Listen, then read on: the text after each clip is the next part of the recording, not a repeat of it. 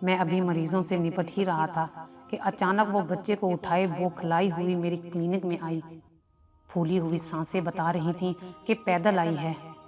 अपने हुलिये से भी बेनियाज लगती थी।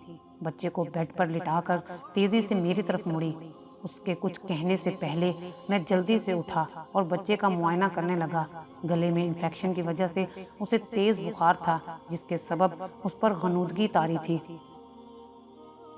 मैंने मुकम्मल चेकअप के बाद उसे ज़रूरी मेडिसिन दी और इंजेक्शन शामिल करके ड्रिप लगा दी। उस तमाम वक्त वो बेचैनी से बच्चे के इर्द गिर्द घूमती रही। मैंने उससे बोला, उसके करीब कुर्सी पर बैठ जाओ, ड्रिप खत्म होने तक इंशाअल्लाह बच्चे का बुखार उतर जाएगा। बैठकर भी उसे सुकून ना मिला। आयतें पढ़ पढ़ कर उस पर दम करती रही।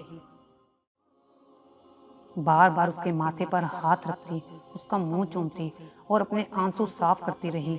तभी मेरी नज़र उसके पाँव पर पड़ी, जिससे खून रिस रहा था। मैंने पूछा, तुम्हारे पाँव को क्या हुआ? झुक कर देखा और बेदिली से मुस्कुरा कर बोली, रोड पर बहुत रश था, सवारी के इंतजार में देर हो जाती, इसलिए भागी चली आई।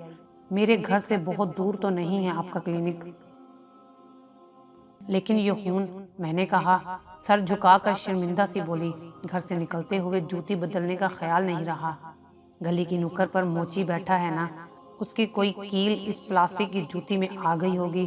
पाँव उठाकर देखा तो वाकई एक बड़ी कील जूती से आर पार हो रही थी, जिसने उसके तलवे में अच्छा खासा जख्म कर दिया था। मैंने नर्स को पाँव साफ करके पट्टी करने को कहा। जब बच्चे की हालत संभली तो सुकून उसकी रूह में समा गया। उसे उठाकर जाने लगी तो मैंने कहा, तुम्हारे पाँव में इतना गहरा जख्म है, दर्द नहीं हो रहा क्या? बच्चे को सीने से लगाकर चूमते हुए बोली, डॉक्टर साहब, दर्द जब दिल में हो तो पाँव में कहाँ रहता है।